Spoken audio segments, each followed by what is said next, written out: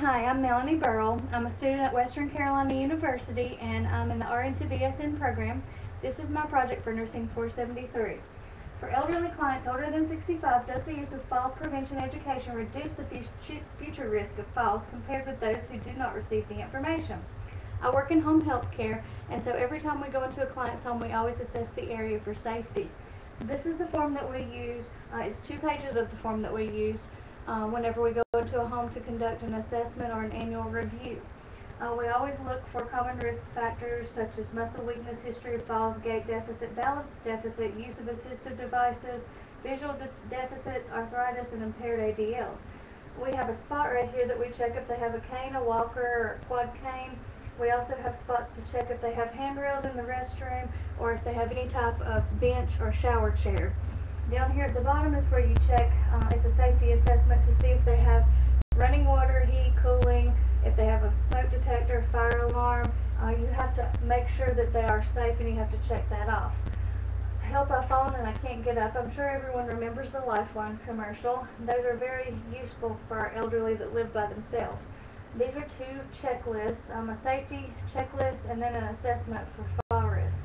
Fall risk assessment tool over here is fall risk status, where you talk about recent falls. You give them a number. It's 20 is the highest that you can get on the whole thing. And this risk factor checklist has to do with vision, mobility, transfers, things that can assist a client with falling. And this is a history of falls where they may have a prior fall from before you admitted them, and then you come up with an action plan. Based on independent studies, positive results were obtained by the implementation of fall risk education programs through home health agencies, hospitals, and clinics. Home health agencies that participated in the study reported a slight decrease in falls during this period. The majority of the hospitals and clinics reported decrease in falls during the study period. Basically what I did was I read it was the Journal of the American Geriatric Society. I read several articles from there. One of them had to do with home health agencies, and they did a study. 26 home health agencies participated, and they really had positive results where they showed a decrease in falls whenever they implemented patient education. There was another one in Medicine and Physical Rehabilitation Journal.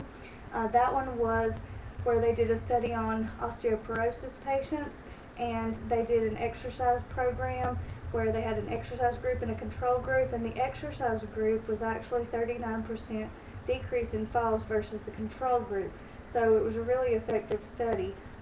We don't plan on changing anything that we do as far as our agency goes, because we conduct the safety assessments every time we go into a client's home.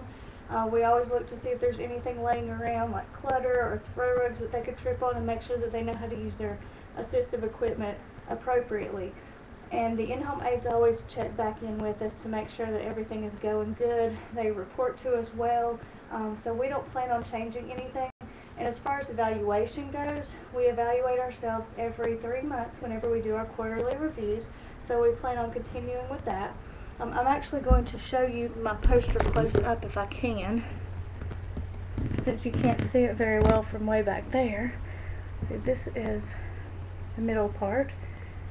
And as you can see, the help I've fallen and I can't get up. And that's the packed form that we use.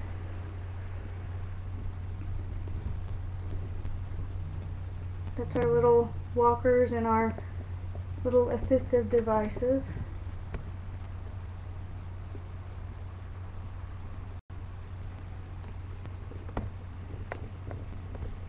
I hope you can see it well.